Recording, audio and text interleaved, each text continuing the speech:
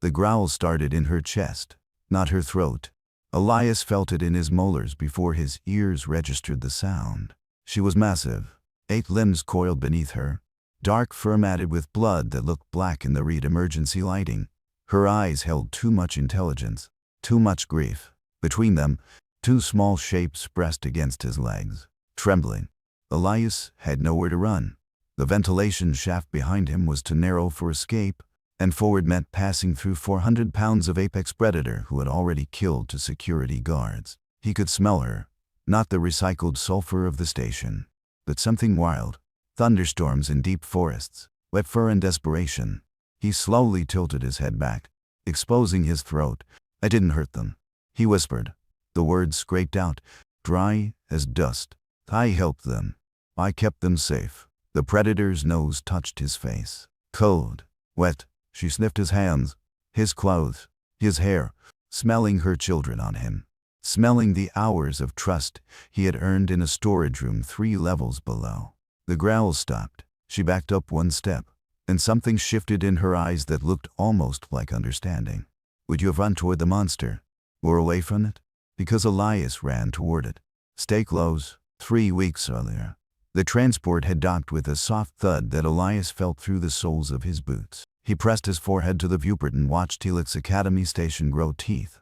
The Taurus spun slowly against the red wharf it orbited, bioluminescence guide strips pulsing along its hull like veins in something alive and waiting. His stomach twisted. 3 months of language training and cultural classes at the prep facility on Titan hadn't prepared him for this, for being the only one. He grabbed his single duffel and followed the other passengers into the arrival bay.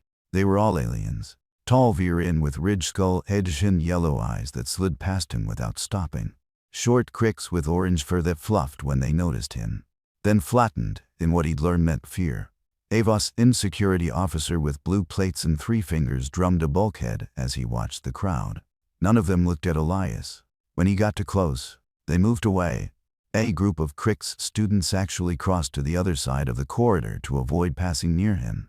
Elias felt his face get hot. He was used to being the new kid, the farm boy from a high-gravity world where the gravity was 1 point for standard and the air tasted like iron. But this was different. Here he was the new species. Aviarin waited at the gate. Slate gray skin, stress fracture markings across his cheeks like cracked porcelain, yellow eyes that studied Elias with obvious doubt. The bioluminescence patch on his throat flickered, a color Elias didn't yet know how to read. "You are the human?" the Virin said. It wasn't a question. "Yes, sir." Elias Vane, from Kessler 4. "I am Warden Tayor. Follow me." The warden turned and walked away without waiting. His collar of office studs clicked against each other with every step, a sound Elias would come to associate with bureaucratic inevitability. Elias hurried after him through corridors lined with pulsing guide strips, past students who whispered when they saw him, past others who simply stared. Cricks with white stripes on her arms actually backed against the wall to let him pass. Her ears flattened so tight they nearly disappeared into orange fur. "Your quarters are in Section 7, Tayor said without looking back. His voice sounded like gravel rattling in a metal pipe. "Classes begin tomorrow. Standard curriculum with other first-year students. Try not to cause problems." "I won't cause any problems, sir." Tayor stopped, turned. His yellow eyes narrowed, and the throat patch flared red. Elias would later learn that mental harm, or anger, or sometimes just indigestion. With Tayor, it was hard to tell the difference. "Your planet is classified lethal," Tayor said. "Class for Death World. Your species evolved as persistence hunters. You come from a place where almost everything is poison or predator. The other students fear you, and they have good reason. Stay out of trouble." Elias wanted to argue. He'd never hurt anyone in his life. He liked animals. He'd helped his little sister Amy raise or fund lambs in the barn. But he kept quiet. He'd heard this speech before in different words at the prep facility. Humans were dangerous. Humans were scary. Humans came from a planet that would kill most other species in days. It didn't matter that Elias had never thrown a punch, that he cried when Copper, the family dog, had died last winter, that his grandfather had taught him lost things need finding, not fixing. He was human, so he was a threat. His room was small but clean. One bed, one desk, one window looking out at the red wharf's sullen glow. Elias dropped his bag and sat on the bed. The mattress was too hard and smelled strange, like ozone and someone else's anxiety. He pulled out his brass compass and turned it over in his palm, watching the dead needle wobble. It had belonged to his grandfather, who used it to find lost calves in blizzards. Out here, there were no blizzards, just stars that didn't care which way you faced. He checked his tablet. A message from Amy waited. Unread. Come back soon, she'd written, holding the paper up to the camera with both hands, grinning through the gap where she'd lost her front tooth. Elias felt the pressure behind his eyes that meant tears were coming. He chewed his thumbnail, a habit his mother hated, and stared at the compass until the feeling passed. The next morning, Elias found his first class after getting lost twice. The corridors all looked the same, pulsing guide strips leading in directions that seemed to shift when he wasn't looking. He entered the xenobiology lecture hall, and every head turned. The room went silent. He saw an empty seat in the back and walked toward it. The Crick's student sitting next to it immediately grabbed her bag and moved 3 desks away. Her ears stayed flat the entire time. Professor Helvey was a tall being with 4 arms and skin that shifted colors like oil and water. He taught xenobiology, the study of alien life forms, and his skin apparently taught everyone his mood at the same time. Today it's iced through neutral grays and curious blues. Elias tried to focus on the lesson, but he kept noticing how other students glanced at him nervously, then looked away when he caught them. During group work, nobody wanted to be his partner. He ended up working alone, labeling diagrams of cellular structures while 3 Crick students huddled together to seats away, whispering in voices too low for the translator to catch. Lunch was worse. The cafeteria was huge and loud, filled with hundreds of students from dozens of worlds. Elias got his food from a machine that asked what kind of biology he had, then produced something that looked almost like a sandwich, but tasted like cardboard and regret. He stood with his tray, looking for somewhere to sit. Every table he approached suddenly became full. Students turned their backs or pretended to study their tablets with sudden intensity. He finally sat alone at a table in the corner, near the waste chute where the smell of old food masked everything else. A female Cricks with orange fur and large green eyes sat down 3 tables away. She kept glancing at him while talking to her friends. Elias heard the word human several times in their conversation, picked out by his translator with a helpful ping that made him want to throw the device against the wall. After lunch, he had time before his next class. He decided to explore, mostly because staying in the cafeteria meant more staring. Most areas were off-limits to first-year students, but the observation decks were open. He took a lift to level 12 and walked out onto a platform with a clear dome overhead. Space stretched in every direction, stars and distant nebulas, the kind of view that made human problems feel small. For a moment, Elias forgot about being lonely. Beautiful, isn't it? Elias turned around. The Cricks from the cafeteria stood a few feet away, her white arm stripes catching the station light. Up close, her green eyes were brighter than he'd thought, with vertical pupils that dilated slightly as she looked at him. Yeah, Elias said carefully. It is. I am Nere. She hesitated. I should apologize. At lunch, I was talking about you with my friends. It was rude. It's okay. Everyone's been doing it all day. Nere's ears flattened against her head. We have heard stories about humans, about your world. They say your planet has storms that can level cities and animals that hunt in packs. They say humans can run for hours without stopping and track prey across continents. I can barely run a mile, Elias said with a weak smile. And the most dangerous thing I ever tracked was my cat when she got out of the house. Nere tilted her head. The gesture was almost canine. What is a cat? It's a small furry animal. We keep them as pets, companions. You keep predators in your home? Elias laughed, and the sound surprised him. It had been days since he'd laughed. Well, they're not really dangerous. They're soft and they purr when you pet them. Nere looked confused. Her ears rose slowly, one after the other, like questions being asked in sequence. Your species domesticated a hunter and keeps it for emotional comfort. Elias hadn't thought about it that way. Yeah, that is very strange, Nere said slowly, but maybe not in a bad way. She was quiet for a moment, watching a cargo ship drift past the dome. I have class now. Perhaps I will see you again. Elias from Kessler 4. She left before he could respond. Elias watched her go, feeling slightly less alone than before. It wasn't friendship. Not yet. But it was something. They start. That evening, Elias attended his last class of the day. Professor Halvey was lecturing about the station's research facilities, his skin cycling through academic yellows and cautionary oranges. In the lower levels, we maintain containment areas for various species. He explained. Some are dangerous, collected for study. Shadow moths from silver radiate, crystal serpents from the Undor system, void stalkers from the dark moons. These creatures help us understand predator behavior across the galaxy. Elias felt uncomfortable. Keeping animals locked up for study didn't seem right, but he kept his opinion to himself. He was already enough of an outsider. After class, he returned to his small room and called home. His mother answered with a smile that showed the crow's feet he missed. How was your first day? Honey? It was okay. Elias lied, just getting used to everything. They talked for 20 minutes about nothing important. Amy showed him a drawing of a horse. His father complained about the price of synthetic feed. When the call ended, Elias felt even more homesick. He lay on the too-hard bed and stared at the ceiling, the compass spinning on his chest where he'd placed it. 3 years. He had 3 years at this academy before he could go home. 3 years of being the scary human that everyone avoided. He closed his eyes and tried to sleep, unaware that everything was about to change. 2 weeks passed since Elias arrived at Helix Academy. Life had settled into a lonely routine. Classes, meals alone, studying in his room with the compass clicking softly against his desk. Neri sometimes nodded at him in the hallways, but they hadn't spoken again.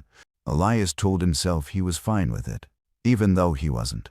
Today felt different from the moment he woke up. Something in the air seemed wrong, like the pressure drop before a storm on Kessler 4. Elias got dressed and checked his uniform collar in the mirror. Straightened it twice, a nervous habit. He headed to his morning xenobiology class, tablet tucked under his arm, compass in his pocket where his thumb could find it. The corridors were more crowded than usual. Students clustered in small groups, talking in worried voices that layered over each other like static. Did you hear about the maintenance issues? They say the containment systems have been glitching for days. My brother works in security. He says it's worse than they're admitting. Elias slipped past them and entered the classroom. Professor Helvey looked tired. His skin kept shifting between gray and pale blue, which Elias had learned meant stress, or possibly a digestive issue. With Helvey, stress and digestive issues looked remarkably similar. Today, we will discuss the shadow moth species. Helvey began. Native to the forest world of Silva Rate H. They are apex predators with no natural enemies. 8 limbs, 4 for movement and 4 for grasping. Highly intelligent pack hunters. Adult females can weigh up to 400 pounds. They have never been successfully domesticated or trained. A hologram appeared above Helvey's desk. The creature made Elias's breath catch. It looked like a wolf and a panther had been combined by someone with too many legs and a sense of menace. Dark fur with silver markings that caught the light like broken glass. Eyes too intelligent, too aware. Even in hologram form, it looked deadly. We have 3 specimens in the research levels. Helvey continued. His skin flickered darker, toward a bruised purple Elias had never seen before. An adult female and her 2 young. They were acquired 6 months ago for behavioral study. A student with blue skin raised one of her 3 hands. Isn't it dangerous to keep them here? The containment systems are advanced, Helvey said, but his skin didn't settle. It kept flickering, like a light about to fail. Multiple redundancies ensure safety. Elias thought about those creatures locked in cages below. The mother separated from her young, or maybe all 3 trapped together in a space too small for creatures built to run through forests. It made him angry in a way he couldn't quite explain. The same anger he'd felt at the prep facility when they'd shown footage of research animals being dissected for educational purposes. The class ended and students filed out. Elias was gathering his things when the lights flickered. Once, twice, then steady again. A low hum filled the air, different from the normal station sounds. Deeper. Wrong. Attention, all personnel. The announcement came from speakers in the ceiling. Security Chief Vaughn's voice calm but firm. We are experiencing technical difficulties in the research sector. All students proceed to your dormitories and remain there until further notice. This is not a drill. The hallway erupted. Students pushed and shoved, trying to get to the lifts. Elias got caught in the crowd, swept along with them. The lights flickered again, and this time they went red. Emergency lighting, bathing everything in arterial color. Containment breach in Sector 9. Vaughn's voice had changed, sharp with urgency now. All security teams respond. Students, find the nearest safe room immediately. Do not, I repeat, do not attempt to reach your dormitories. The crowd panicked. Aliens scattered in every direction, screaming in languages Elias's translator couldn't process fast enough. He saw Nere being pushed against a wall by larger students, hers flat, her green eyes wide with terror. Without thinking, he pushed through and grabbed her arm, pulled her away from the crush. This way, he shouted over the noise. They ran together down a side corridor, away from the worst of the crowd. Behind them, Elias heard something that made his blood go cold. A roar, deep and primal, echoing through the ventilation system. Then crashing sounds, metal tearing. What was that? Nere's voice shook. I think something got out. They turned a corner and nearly ran into Professor Halvi. His skin was pure white with fear. Every trace of color drained away. The shadow maws, he gasped. The female broke out. She killed 2 guards. Get to safety now. More roars echoed through the station. But these were different. Higher pitched, younger. The young? Elias said. The cubs. Forget the cubs. Helvi snapped. Save yourselves. He ran past them, his forearms pumping in a gait that looked almost like falling forward. Nere grabbed Elias's sleeve. We need to hide. There's a safe room 2 corridors over. You go. Elias said. I'm going to check something. Are you insane? There's a 400-pound predator loose. The cubs sounded scared. What if they got left behind in the evacuation? Nere stared at him. Her ears rose halfway, then flattened again, caught between confusion and fear. They are dangerous animals. They're babies. Scared babies. Elias pulled away from her grip. Go find a safe room. I'll be fine. He ran before she could argue, heading deeper into the station instead of toward safety. The red emergency lights made everything look like a nightmare. Elias passed abandoned equipment and open doorways. Once he heard heavy footsteps above him in the ceiling crawl spaces. Something big was moving up there. The research sector was a disaster.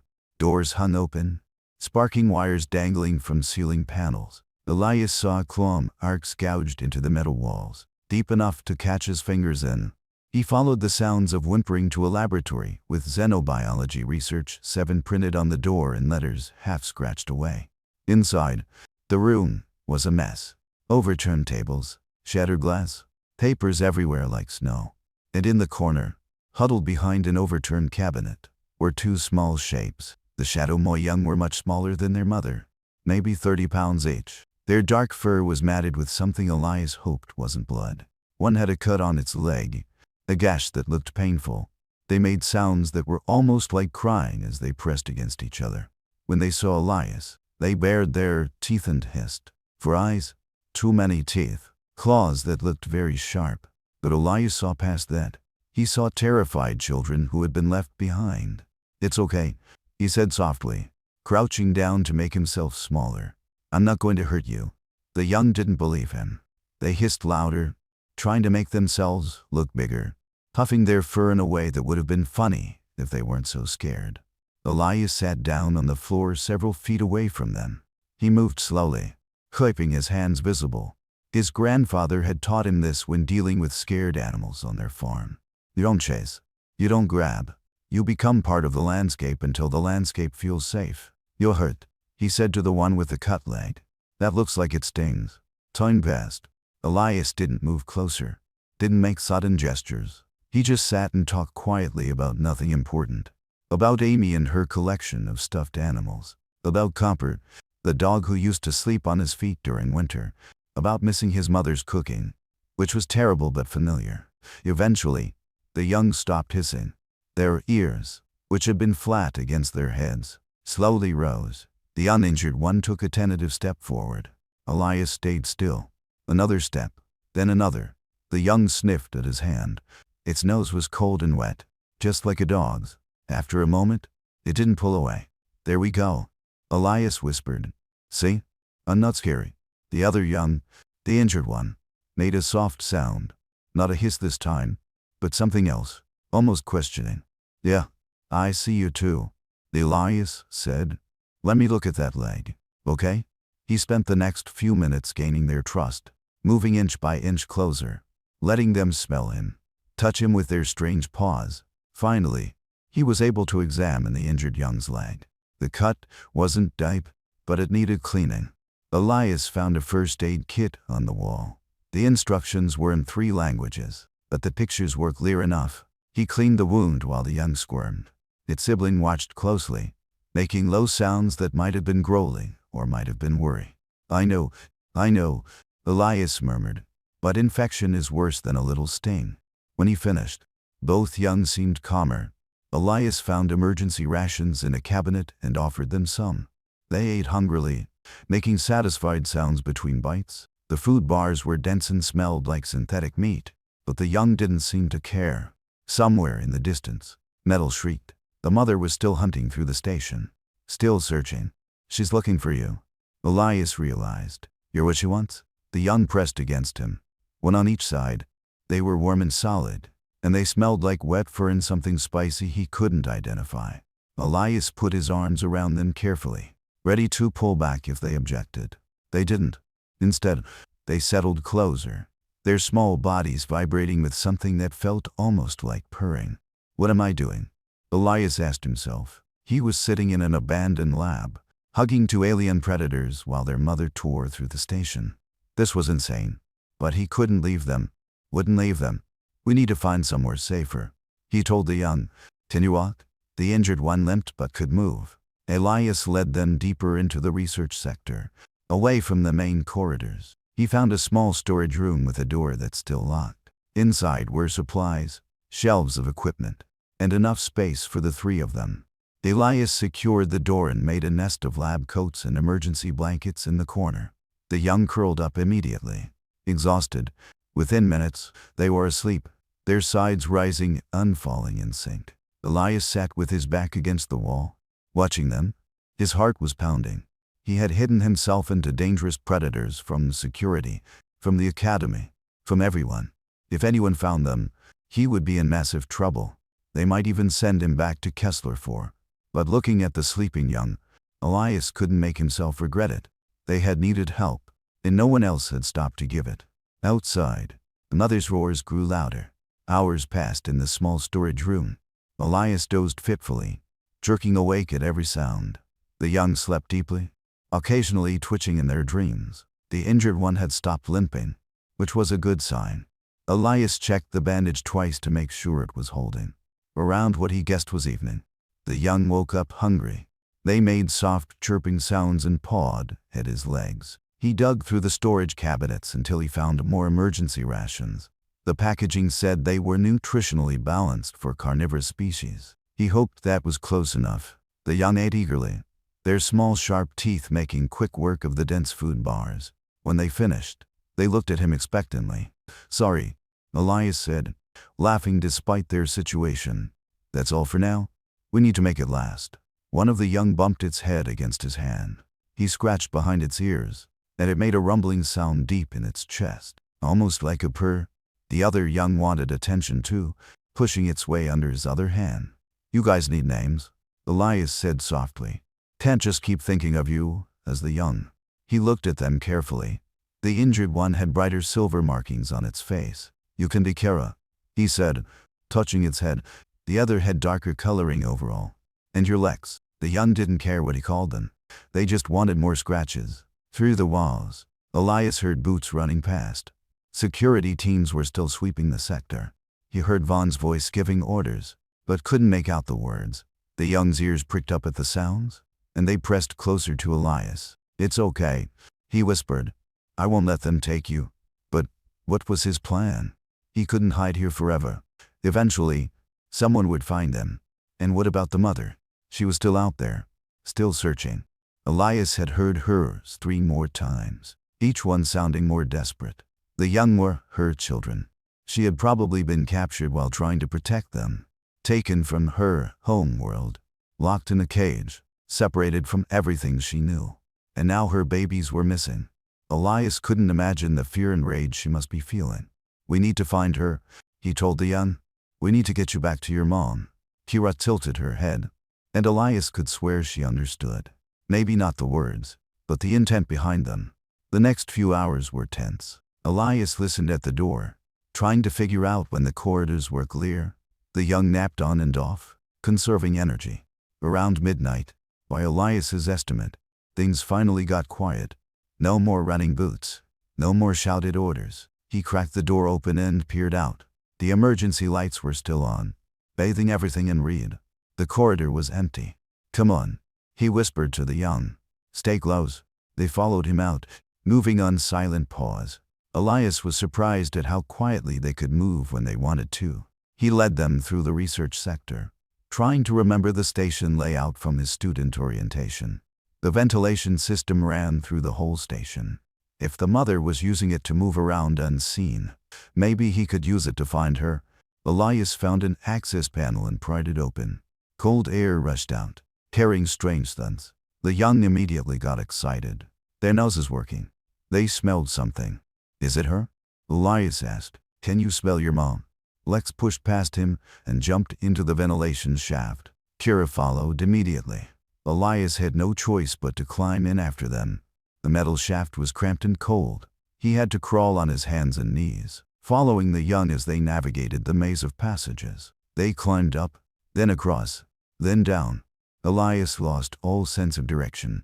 His knees hurt from the metal, and his shoulders ached from staying hunched over, but the young knew where they were going. They moved with purpose now, occasionally stopping to sniff the air. After what felt like hours, but was probably only 30 minutes, the young stopped at a junction where 3 shafts met. They made excited chirping sounds, their tails swishing back and forth. Elias heard it then, breathing, heavy and slow, coming from the left shaft. Something big was in there, and it was close. The young didn't hesitate. They scrambled forward, disappearing into the darkness. Elias's heart raced. This was it. The mother was right there. He crawled forward slowly, giving his eyes time to adjust. The shaft opened into a larger maintenance space, some kind of air circulation hub, and there, lying in the center, surrounded by torn metal and sparking wires, was the mother shadow maw. She was massive. The hologram in class hadn't done her justice. 8 powerful limbs, muscles rippling under dark fur, teeth that looked like they could bite through steel. She was covered in wounds, bleeding from several places where she had forced her way through barriers. The young ran to her, making happy sounds. She immediately began licking them, checking them over, making deep rumbling noises in her chest.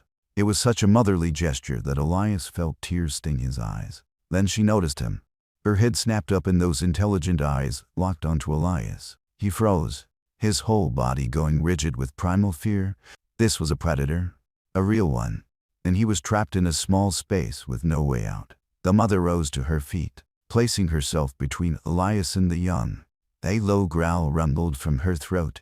The growl started in her chest, not her throat. Elias felt it in his molars before his ears registered the sound. She was massive, 8 limbs coiled beneath her, dark fur matted with blood that looked black in the red emergency lighting. Her eyes held too much intelligence, too much grief. Between them, 2 small shapes pressed against his legs. Trembling, Elias had nowhere to run.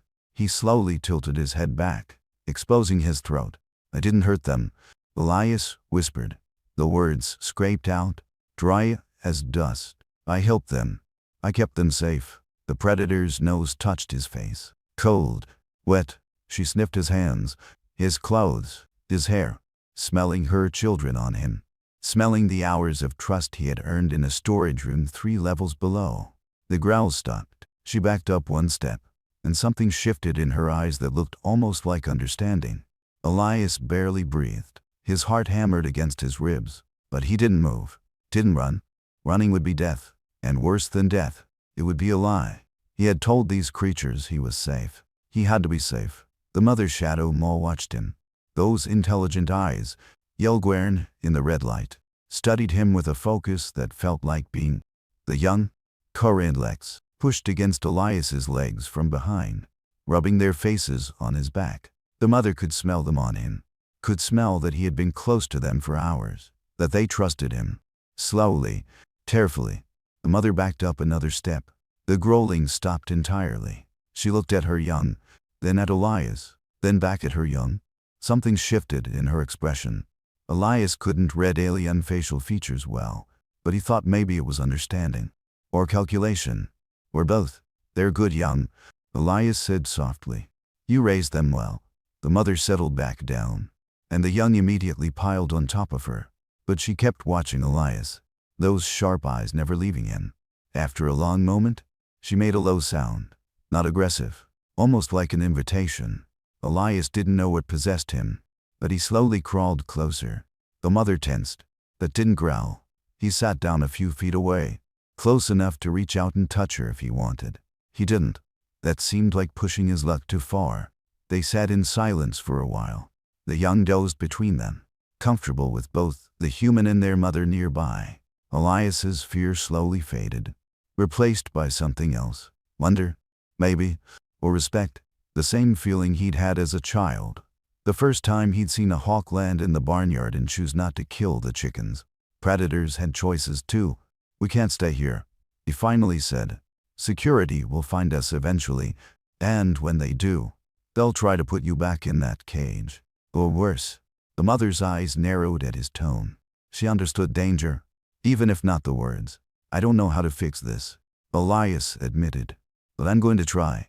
You saved them once by getting them away from wherever you came from. Now I need to save all three of you." He pulled out his student tablet.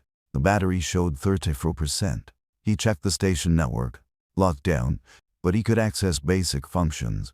He pulled up a map, studying it while the young snored softly against their mother's flank. "There has to be a way," he muttered. Lex woke up and crawled over to Elias, curling up in his lap. The young was heavy and warm, maybe 30 pounds of muscle and trust. Kira joined moments later, and Elias found himself with two alien predators using him as a pillow while their mother watched. In any other situation, this would be insane, but somehow, in this moment, it felt right. These were monsters. They were a family, and family protected each other.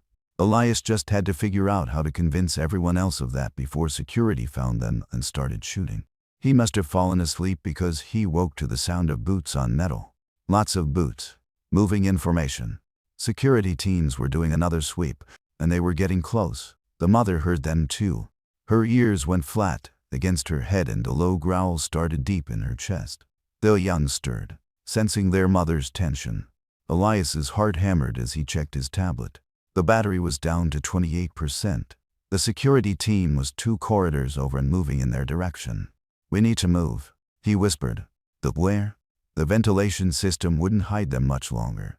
Someone would eventually think to check the maintenance hubs. Elias studied the map, looking for any option that didn't end with someone getting hurt. There, an old observation lab on level 8, scheduled for renovation. It had been emptied out weeks ago and was sitting unused. If they could get there, they might have more time to figure something out. "Can you follow me?" Elias asked the mother. She watched him with those unsettling, intelligent eyes. He pointed at the ventilation shaft that led upward.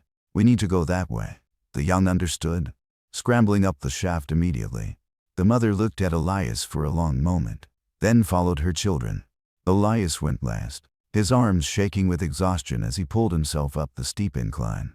They made it to the observation lab just as Elias heard voices in the ventilation shaft behind them. He sealed the access panel and looked around frantically. The room was bare except for some old equipment covered in dust and a large window looking out at the red dwarf's glow. "We need to make this look abandoned," Elias said, throwing sheets over the equipment in the corner. The mother watched him work, her head tilting. Then, to his surprise, she grabbed a sheet in her teeth and dragged it across the floor, helping him cover their tracks. The young copied their mother, pulling smaller pieces of fabric around. It would have been funny if Elias wasn't so terrified. When they finished, Elias found a spot behind some of the covered equipment where they could hide. The family settled in around him. The mother positioned herself where she could see the door, ready to attack anything that came through. They waited in tense silence. Elias heard the security team pass by in the corridor outside. Heard them checking rooms. His whole body was rigid with fear. The young pressed against him, and he put his arms around them without thinking. The door handle turned. Elias stopped breathing. Security Chief Vaughn stepped inside, a weapon in his 3-fingered hand. 2 guards flanked him, their own weapons raised. Vaughn's eyes scanned the room. They passed over the covered equipment, the empty corners, the wide window. Clear, he said after a moment. Nothing here. The guards lowered their weapons. One of them, a bulky Vasim with blue plates covering his body, shook his head. We've checked everywhere. Maybe the creature found a way off the station. Impossible, Vaughn said. All airlocks are sealed. She's here somewhere. His eyes swept the room one more time. Elias held his breath, keeping perfectly still. The young seemed to understand the need for silence. Even the mother didn't move a muscle. After what felt like forever, Vaughn turned to leave. The guards followed him out. The door closed. Elias let out a shaky breath. That had been too close. But they couldn't stay here. Vaughn was thorough. He would come back for a more detailed search eventually. We need help, Elias said quietly. Someone who might understand. He pulled out his tablet and opened his contact list. There was only one name on it. Nare. He typed out a message, keeping it vague in case security was monitoring communications. Need to talk. Import. Meet me at Observation Lab, 8C alone. Please trust me. He hit send and waited. 5 minutes passed. 10. Elias was starting to think she wouldn't come when his tablet buzzed. On my way. This better be good. Human. 20 minutes later, the door opened slowly. Nare slipped inside. Her orange fur puffed up with nervousness. Elias, where are you? Why did you want to meet in this creepy empty room? Elias stood up from behind the equipment. I need your help with something, but you have to promise not to freak out. Nare's ears went back. What did you do? I found the shadow more young. They were hurt and scared and I couldn't just leave them. You what? Nare's voice went high, cracking like a kettle boiling over. The security teams have been searching for those creatures. There's a shoot-on-sight order for the mother. Where are they? As if on cue, Kira poked her head out from behind the equipment. Nare froze, her eyes going wide. Lex appeared next, chirping at his sister, and then the mother stood up, all 400 pounds of predator rising to her full height. Nare made a sound like a kettle boiling and backed toward the door. Elias quickly moved between her and the exit. Wait, please, he said. Just look at them. Really look. That thing is a killer, Nare said, her voice shaking. It murdered 2 guards. She was protecting her children. They were stolen from their homeworld. She didn't ask to be locked in a cage. She just wants her babies safe. The mother watched Nare carefully but didn't attack.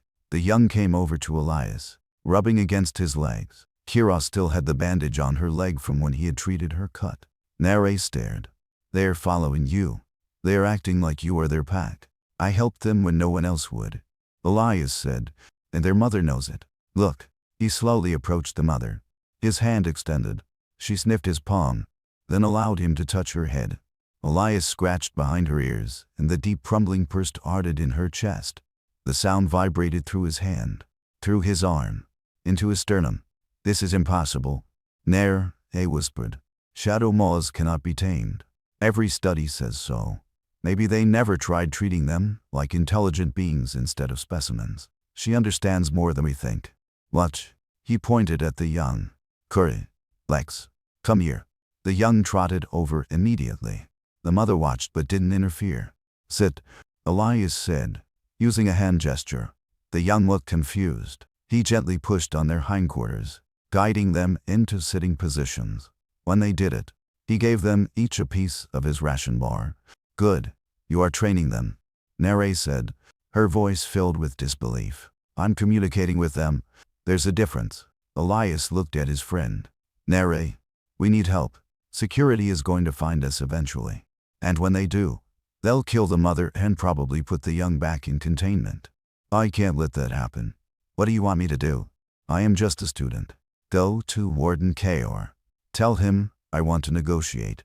Tell him the Shadow Maw family is safe and calm. But only because I'm here. If security storms him with weapons, people will die. He will never agree to that. He will if the alternative is more dead guards and a destroyed station. Elias's voice was firm. These are intelligent creatures. Nere. They deserve better than cages and experiments. Nere looked at the family.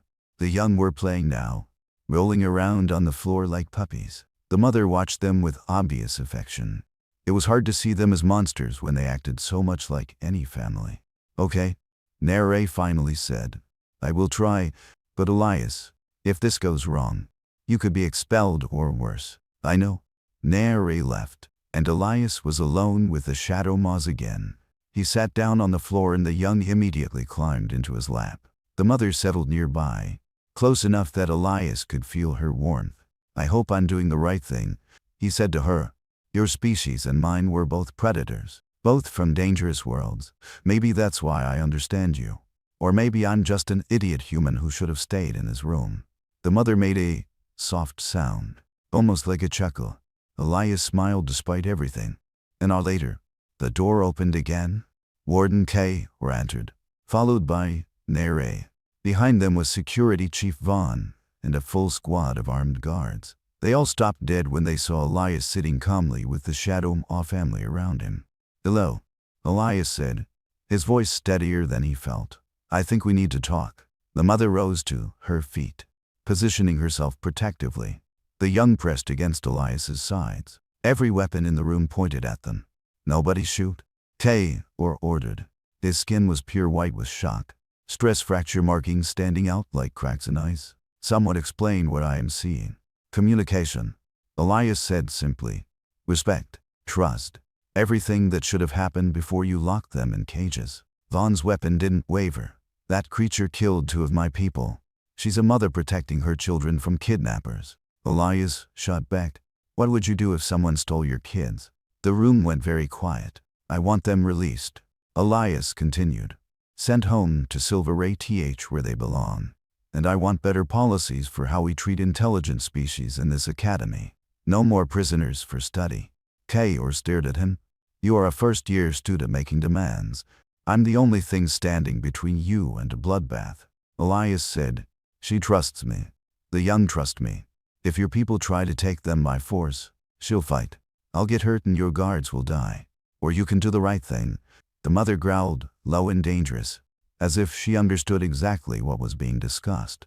The young huddled closer to Elias. Stand down, K. finally ordered. The guards lowered their weapons slowly. We will discuss this. The next 3 days changed everything at Helix Academy. Elias stayed with the Shadow Maw family in the observation lab, which had been converted into a temporary habitat. K. had agreed to a truce while they figured out what to do. Guards stood outside the door, but they kept their weapons holstered. Food and supplies were brought in regularly.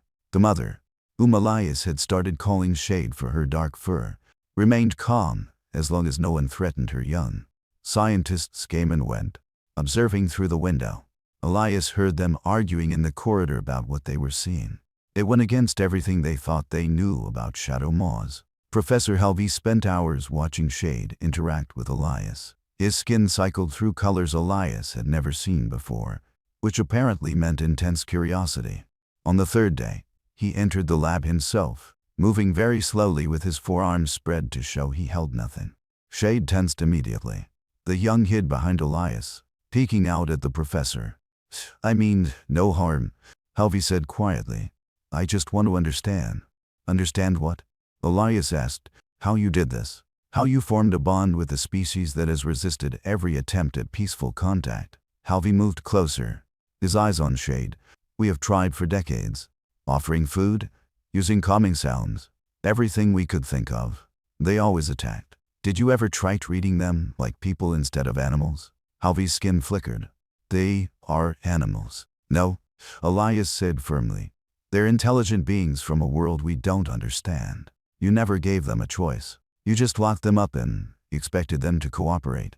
Shade made a sound, drawing their attention. She was looking at LV with what Elias had learned was her thinking expression.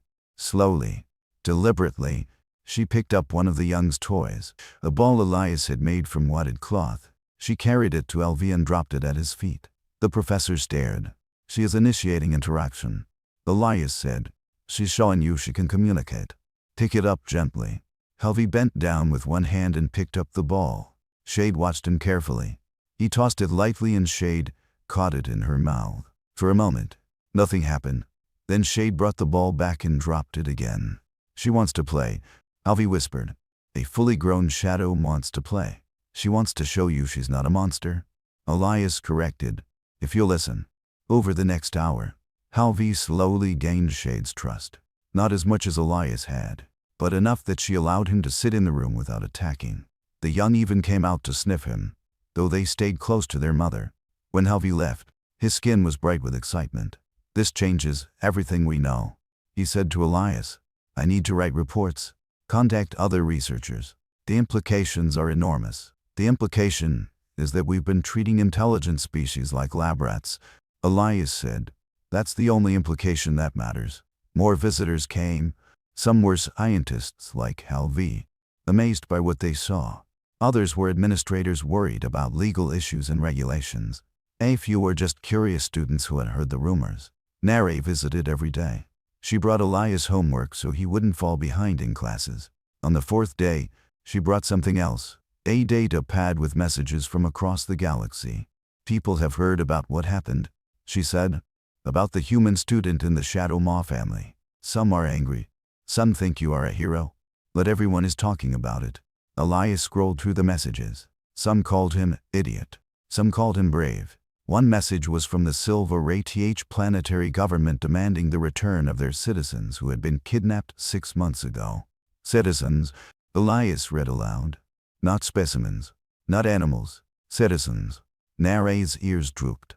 We took them illegally. The Academy acquired them from smugglers without checking where they came from. It is a huge scandal. That explains so much. Shade hadn't just been defending her young from researchers. She had been trying to escape captivity to get home to her world where she belonged. On the 5th day, Warden Kayer called a meeting in the observation lab. He brought Security Chief Vaughn, Professor HFY, and several other officials Elias didn't recognize. They stood in a semicircle while Elias sat with the Shadow Maw family. We have made a decision, Kayer said. His skin was gray with stress, throat patch pulsing faintly. The family will be returned to Silver Rate H. A transport ship is being prepared. They will leave in 3 days. Relief flooded through Elias. Thank you. However, Kayer continued. There are conditions. You, Elias Vane, will accompany them to ensure safe transport. You are the only one the mother fully trusts. Once they are home, you will return to complete your studies here. Elias nodded. He could do that.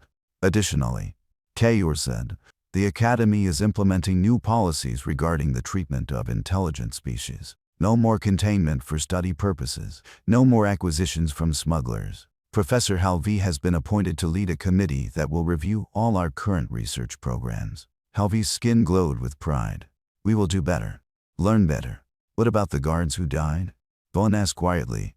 Does the creature face any punishment? Everyone looked at Shade.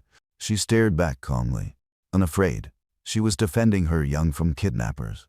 Elias said, if someone broke into your home and tried to take your children, wouldn't you fight back? She did what any parent would do. Vaughn was quiet for a long moment. Then he lowered his head. I understand, but my people still died.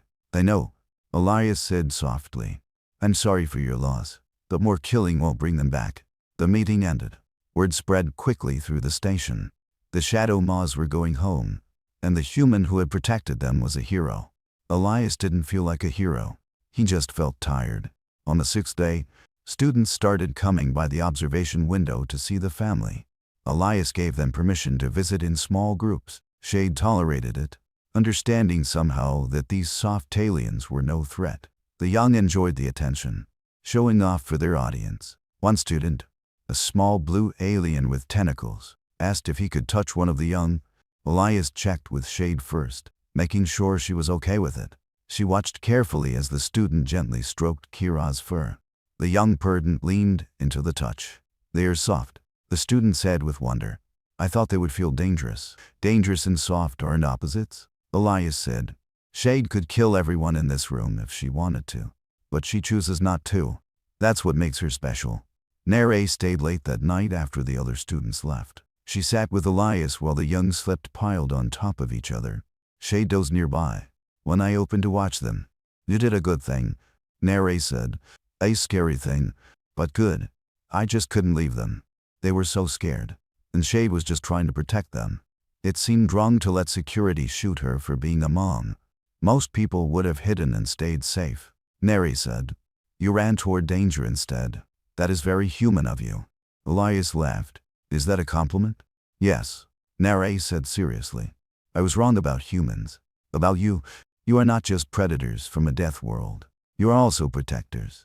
You see things that need help and you help them, even when it is dangerous. That is a good quality. Thanks, Elias said, feeling his face get warm. I think we should be friends. Real friends. Not just classmates who nod at each other. I'd like that. They sat in comfortable silence for a while. Through the window, Elias could see the red dwarfs glow, stars wheeling slowly past as the station rotated. Somewhere out there was Silva, Radiate, and soon Shade and her young would be home. On the 7th day, the transport ship arrived. It was a small vessel designed for biological cargo, with a large containment area that had been modified to be comfortable rather than restrictive. Soft floors, climate control, plenty of space to move around. Elias walked through the station with the HFY family following him. Students lined the corridors watching in silence. Some looked scared, some looked amazed. All of them watched as a human led 3 apex predators through their home like it was the most natural thing in the world. At the docking bay, the crowd had gathered. Warden Kayer was there along with Professor Helvey and most of the faculty. Security guards lined the walls, but their weapons were holstered. Nere stood at the front of the student section, waving at Elias. This is it, Elias said to Shade. Time to go home. Shade looked at him with those intelligent eyes. Then she did something unexpected. She lowered her head and gently bumped it against Elias's chest. It was a gesture of affection, of gratitude. The young copied their mother, both of them pressing against Elias's legs. I'll miss you, too, Elias said, his voice thick. He had known them for less than a week, but it felt like longer. They had trusted him when no one else would. That meant something. The family boarded the transport. Elias followed, settling into his assigned seat near the cargo area where they would be. The young explored the ship excitedly. Shade checked every corner, making sure it was safe. As the ship prepared to launch, Elias looked out the window at the station, at all the faces watching them leave. A week ago, he had been the lonely human that everyone avoided. Now he was the human who had changed everything. The engines fired and they pulled away from the station, heading for a forest world where a family could finally be free. The journey to Silver Ray Touch took 6 days. Elias spent most of that time with the HFY family in the cargo area, which was more like a mobile habitat than a cage. The ship's captain, a friendly alien with green scales and too many fingers, brought meals 3 times a day and checked that everyone was comfortable. Elias used the time to learn more about how Shade communicated. She had a whole range of sounds that meant different things. Short chirps meant attention or alertness. Low rumbles meant contentment. Sharp barks meant danger or displeasure. The young were still learning their own vocal range, often making sounds that seemed random until Shade corrected them with gentle nips. By the 3rd day, Elias had worked out a basic system of communication using hand signals combined with Shade's natural sounds. Point at food and make a questioning noise. She would nod or shake her head. Point at the young and pat his lap. They would come over for attention. It wasn't language exactly, but it was understanding. You are a natural xenolinguist, the captain told him when he explained what he was doing. Most beings never think to learn how other species talk. They just assume everyone should speak their language. Seems rude, Elias said. She's intelligent. She deserves to be heard. On the 5th day, the ship's computer alerted them that Silver Rate each was visible. Elias pressed his face to the window and stared at the planet below. It was mostly green with vast forests covering the continents. White clouds swirled across blue oceans. It looked a bit like Kessler 4, actually. Beautiful and alive. Shade came to stand beside him, looking out at her home world. She made a sound Elias had never heard before, something between a howl and a song. The young joined in, their smaller voices harmonizing with their mother's. It gave Elias goosebumps. You missed it, he said quietly. I'm glad you're going back. The ship landed in a clearing designated by the HFY government. Aid allegation was waiting. Several shadow maws, larger even than Shade, along with some smaller ones that might have been older young. They wore simple harnesses with communication devices attached. One of them, a male with scars across his face in silver, fur touched with gray, stepped forward as the ship's door opened. He spoke into his device and it translated his words into something Elias's tablet could understand. We are grateful for the return of our people. The one called Shade and her young were taken from us many months ago. We thought them dead. They're alive, Elias said through his own tablet's translator, and they're ready to come home. He walked down the ramp and the shadow Maw family followed. The moment Shade's paws touched the grass of her home world, she stopped and just stood there. The young tumbled past her, rolling in the grass and making excited sounds. Shade tilted her head back and made that howling song again, louder this time. The waiting shadow Maws answered her call. Their voices rose together in a chorus that echoed across the clearing. It was celebration, Elias realized, pure joy at having their family back. The scarred male approached Shade carefully. They touched noses, then foreheads, making soft sounds to each other. The young ran to the other shadow Maws who greeted them with gentle nips and licks. This was their pack, their community, the family they had been stolen from. Elias felt like an intruder on this reunion. He stepped back, giving them space, but Shade turned and looked at him. She left her pack and came back to where Elias stood. The young followed their mother. Shade pressed her head against Elias's chest again, that gesture of affection she had given him once before. The young rubbed against his legs, purring. Elias put his arms around them, feeling his eyes burn with tears. I'm going to miss you, he said. Take care of each other, okay? The scarred male approached with his translator active. What did you do to earn such trust from Shade? She was always fierce, even among her own kind. Yet she treats you as packed. I helped her young when they were scared, Elias said, and I treated her with respect. That is not all, the male said. His eyes, so similar to Shade's, studied Elias carefully. You risked your safety for strangers from another world. That is the mark of a strong soul. We will remember the human named Elias Vane. He touched his translator, adjusting something. This is keyed to Shade's signature. If you ever need to contact her, use this frequency. She wishes to maintain connection with you. Elias took the small device the male offered. Really? She wants to stay in touch? Bonds formed in hardship do not break easily. You are part of her pack now, even if you walk on 2 legs instead of 8. The goodbye took longer than Elias expected. The young kept running back to him for more scratches. Shade stood close, as if reluctant to let him leave. Finally, the ship's captain gently told Elias they needed to depart before dark. Elias gave each young one final hug. He touched Shade's face, and she closed her eyes, leaning into his hand. Be happy, he told her. Be free.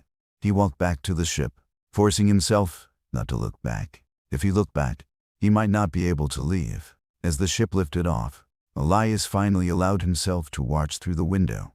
The shadow Maws were moving toward the forest, Shade and her young, surrounded by their pack. Before they disappeared into the trees, Shade turned and looked up at the ship. Elias raised his hand in farewell. The journey back to the academy was lonely. Elias had gotten used to the young sleeping on him at night and Shade's comforting presence. The cargo area felt too empty, too quiet, but he had done the right thing.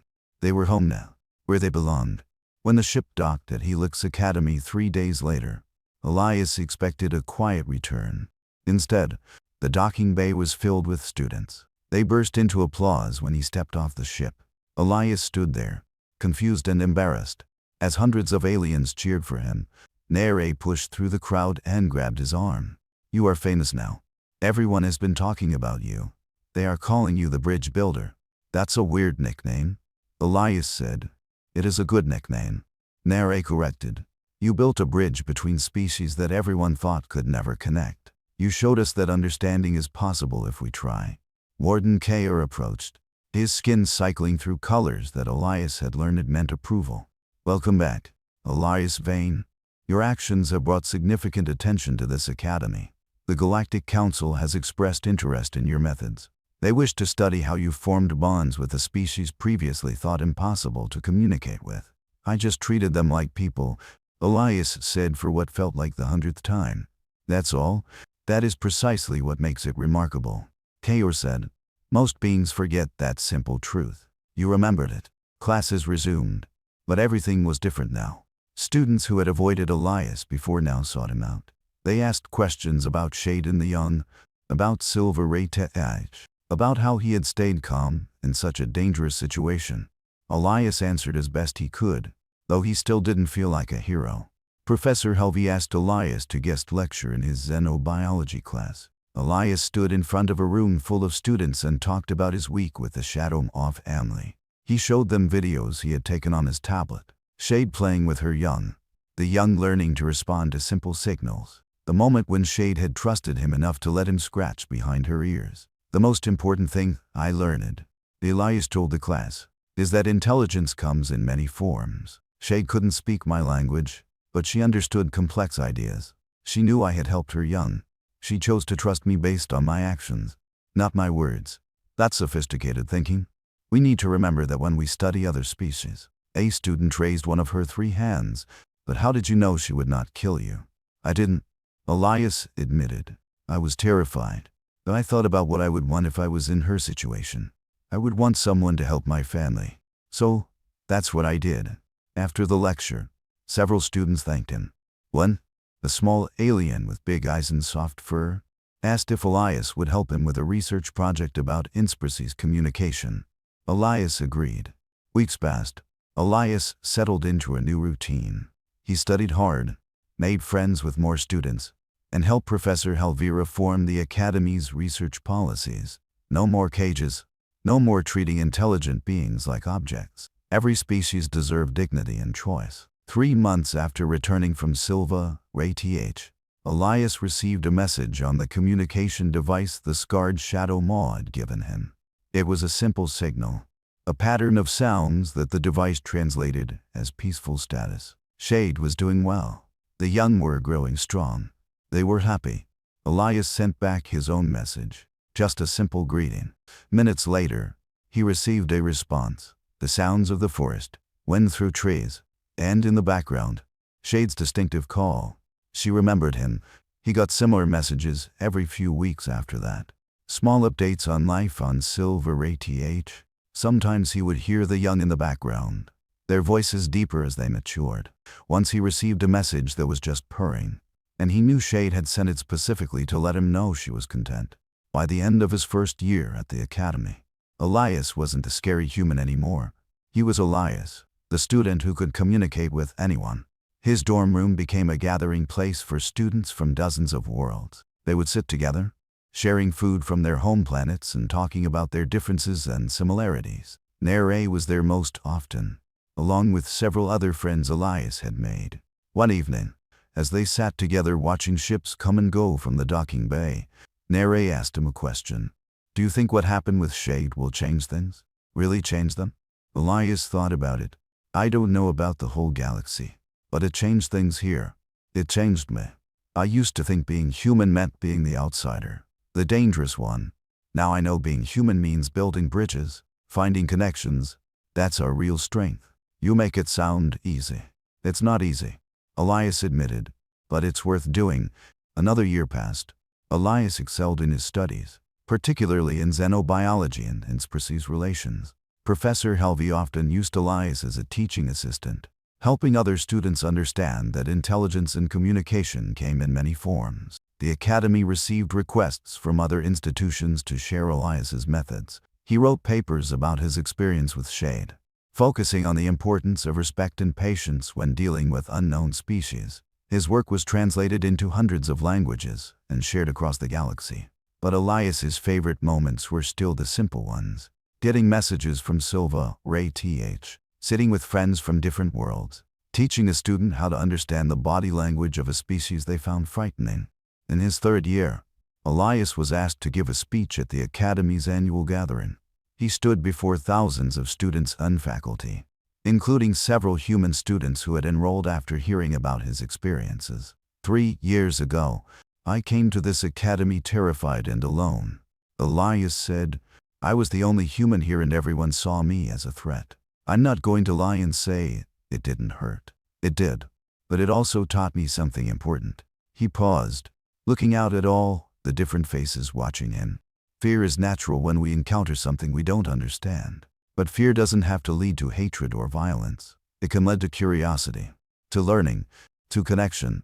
When I found Shade and her young, I could have run away. I was scared enough to, but I chose to help instead. And that choice changed everything. The applause was deafening. Elias stepped down from the podium, his heart racing, but he felt good, proud of what he had accomplished, proud of who he had become. That night he received a message from Silver Ray Tatite. Shade's signal followed by a new sound. Higher pitched, younger. The young had young of their own now. A new generation of shadow moths growing up free on their homeworld. Elias smiled and sent back his own signal. A simple message of joy and friendship that crossed the distance between worlds. Somewhere in the forests of Sylv, Irradiate, the dark-furred shadow more raised her head and listened to the sound from the stars. She remembered the small two-legged being who had saved her young, who had shown her that kindness existed even among strangers. She called back, her voice carrying through the trees, a sound that meant family and pack and home. Years later, the compass still sat on Elias's desk at the academy, where he now taught full-time.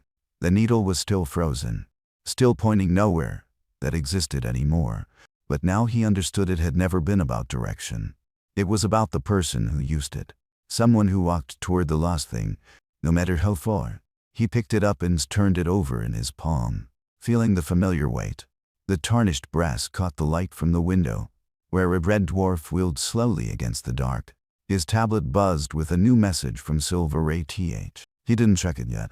He sat for a moment, listening to the station hum around him, the voices of students from a dozen worlds passing in the corridor outside. The compass clicked softly against his desk as he set it down. The needle didn't move. It never would. But Elias had learned you don't need a compass to find the lost thing.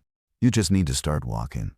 Outside his window, a transport ship fired its engines and pulled away from the station, heading toward a green world where a family was waiting, where a call was rising through the trees, where a bond across the stars still held strong.